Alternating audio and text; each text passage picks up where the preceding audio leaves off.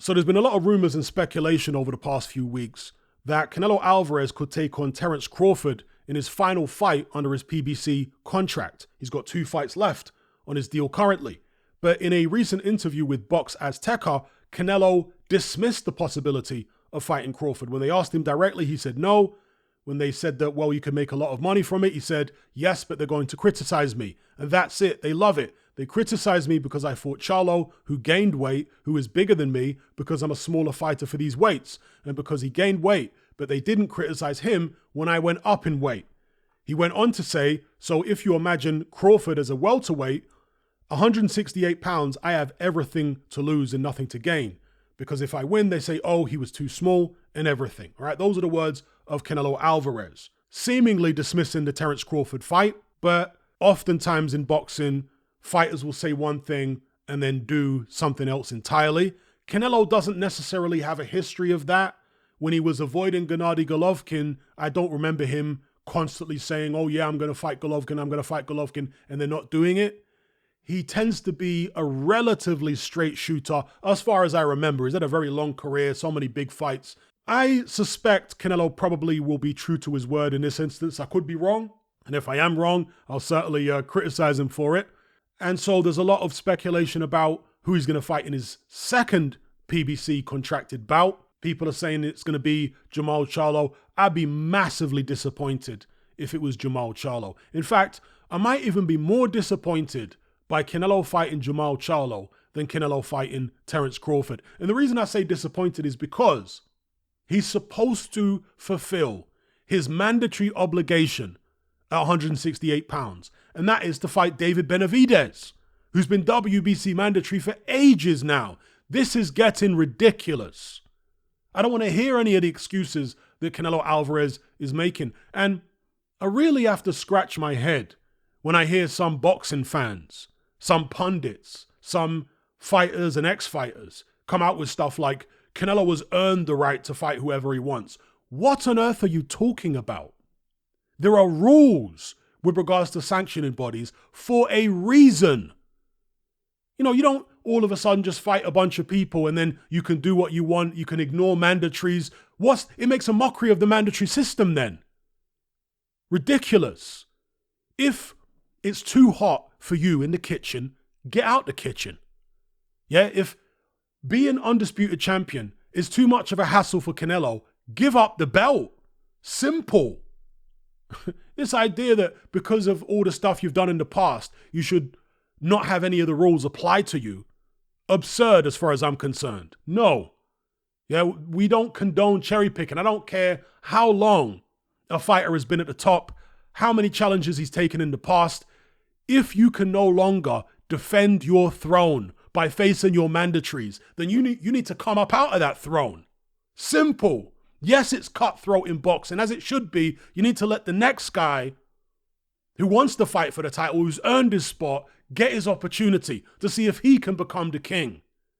And that's what they need to do with David Benavidez. But we know what the WBC are like. We be crooks. You know, their witness protection program for their favorite champions.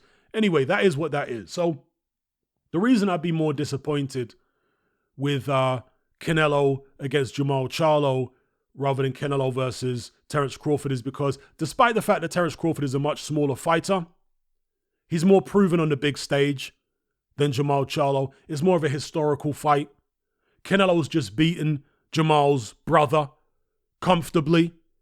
They're very similar stylistically. Jermall is a bigger puncher, a bit more of an aggressive fighter, but there's not a massive amount between them in terms of their fighting style and their ability. They're very similar to Charlo's. They're twins, obviously. They fight similar. They have similar abilities, similar size. Jermall is a bit bigger, but not massively so. So I want to see something I haven't seen before. If I had to pick, if there was only 2 choices and we had to pick A or B, and A is Terence Crawford or B is Jermall Charlo, who's Canelo's opponent going to be? I'd rather it be Crawford than Charlo, right? So that would be my choice, but ideally it would be neither of those guys. It would be David Benavidez. Simple, straightforward. Let me know what you guys think in the comment section below about Canelo Alvarez dismissing the prospect of fighting Terence Crawford in either of his PBC bouts left on the contract at the moment. Are you disappointed by that? Do you want to see Terence? You see, because of course, from Terence Crawford's perspective, there's nothing at all wrong with fighting Canelo Alvarez, although, he has been kind of avoiding the Boots Ennis fight for whatever reason. Yes, I know he offered Boots Ennis the fight, when was it, 18 months ago, when Ennis didn't have a belt yet? Yeah, but he offered it to him as a voluntary defense. Ennis knew that he was very close to becoming mandatory. So if you're literally on the brink of being a mandatory, and the champion who you're going to become mandatory for offers you an opportunity as a voluntary, why on earth would you take it? It doesn't make any sense. You're going to get a better deal as a mandatory. And so that's what Boots Ennis did. So people called that a duck by Boots Ennis. I don't know how. Yeah? You'd actually be dumb if you're on the brink of becoming mandatory to instead do a deal and fight him on a voluntary. It doesn't make any sense. Just become the mandatory when it's right on your doorstep, right? Right there in front of you. And then you're going to get a better deal. And if you beat the champion as a mandatory, you don't have to have a rematch. Yeah? Unless you sign that right away voluntarily. You don't have to have a rematch. You can sail off into the sunset. So, Terence Crawford really should have fought Boots Ennis. Should still be fighting Boots Ennis now. But him taking on Canelo Alvarez, obviously he gets a lot of credit if he wins the fight. Massive amounts of credit, right? Far more credit than Canelo could ever get for beating Terence Crawford. So, now, I think one of the holdups with regards to announcing Canelo's next fight is the broadcast issue. Because PBC obviously were dealing with Fox and Showtime for many years. Showtime are now out of boxing. I'm not sure what's going on with Fox, but PBC have done a deal with Amazon Prime. And I suspect they're finding it a little tricky trying to procure the money, enormous sums of money, to pay people like Canelo Alvarez, Gervonta Davis, etc., etc. Amazon being newcomers to the boxing market, they might not be so, certainly not as familiar, but they might not be so comfortable as established boxing television networks with, coughing up these huge purses, these huge guarantees. Because the boxing business is not as stable, it is not as tried and tested, it is not as familiar as other markets. Amazon Prime, Amazon, they've got their own business model. Obviously, it's an enormous company, Jeff Bezos and all this kind of stuff, but they're in the business of making a profit where they can. And so when they look at the boxing model, they're thinking, wow, this is wild.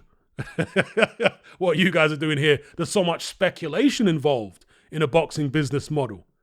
There's far less certainty in a boxing business model than there is in many other business models. Because in boxing, of course, you don't know how many pay-per-views you're going to sell. You don't know how many people are going to tune in. You don't know how many subscriptions you're going to manage to sell, right? So much speculation going on, but yet you're coughing up enormous amounts of money up front, guaranteeing these fighters' purses. You see what I'm saying? So a lot of speculation in it. And I think that's probably why they haven't nailed down opponents for Canelo Alvarez yet, because it's more to do with who's willing to fight for what amount of money. They have to guarantee Canelo a certain amount. I guess it's contracted with PBC, whereas with the opponents, they might have contracted amounts that they're worth too, that they expect to get too, but it's surely going to be far less than what Canelo gets. So they're probably looking for somebody who's going to be relatively cheap. That might be why they're looking at a Jamal Charlo. So I'll leave it there. Let me know what you guys think in the comment section below about Canelo's next opponent not being Terence Crawford, apparently.